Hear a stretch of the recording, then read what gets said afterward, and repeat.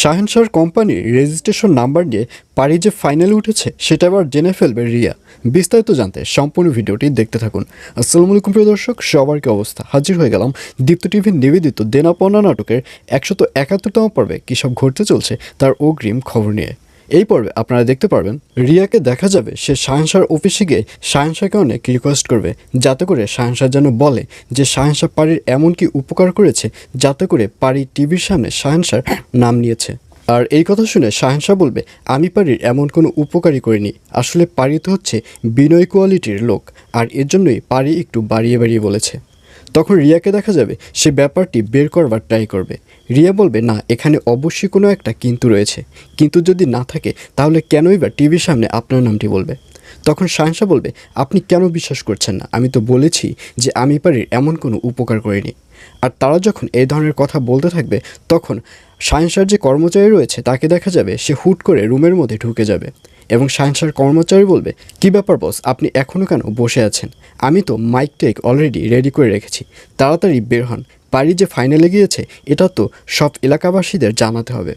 আর এই কথা শুনে শাহেনশাহকেও দেখা যাবে সেও উঠে দাঁড়াবে। সে বলবে, হ্যাঁ তাড়াতাড়ি চল, আমার আবার পারিদের অডিশনে যেতে হবে। আর এই কথা শুনে সেই শাহেনশাহর কর্মচারী বলবে, ও আচ্ছা, এটা তো অনেক ভালো কথা, আপনি তো পারির অডিশনে 100 বার যাবেন, কারণ আপনি যদি আপনার রেজিস্ট্রেশন নাম্বার পারিকে না দিতেন তাহলে পারি তো কিছুতেই ফাইনালে উঠতে পারতো না। আর এইসব কথা শুনে এবার রিয়া খুব ভালো করেই বুঝতে পারবে যে শাহেনশাহর এই রেজিস্ট্রেশন নাম্বার নিয়েই পারি ওই অডিশনে চান্স পেয়েছে। আর এটি বুঝতে পেরে রিয়াকে দেখা যাবে সে সাথে সাথে সেই অডিশনে গিয়ে উপস্থিত হবে। আর অন্যদিকে পারিকে দেখা যাবে পারি তাড়াতাড়ি রেডি হতে থাকবে, আর ঠিক তখনই হাতের পাস অডিশন থেকে পারিদের বাড়িতে গাড়ি পাঠানো হবে এবং সেই লোক এসে পারিকে ডাকবে। সে বলবে, পারিকে তাড়াতাড়ি পাঠিয়ে দেন, হাতের পাস অডিশন থেকে গাড়ি পাঠানো হয়েছে, তাকে এই গাড়িতে করে নিয়ে যাওয়া হবে। আর এই কথা শুনে পারির যে ভাবি রয়েছে সে হিংসা একদম জ্বলে পড়ে যাবে। পারির ভাবি দৌড়ে তার শাশুড়ির কাছে চলে যাবে এবং সেখানে গিয়ে বলবে, দেখছেন, 2 টাকার একটা শাড়ি পরার ক্ষমতা নেই, সে 2 কোটি টাকার গাড়িতে চলে সে অডিশনে যাবে।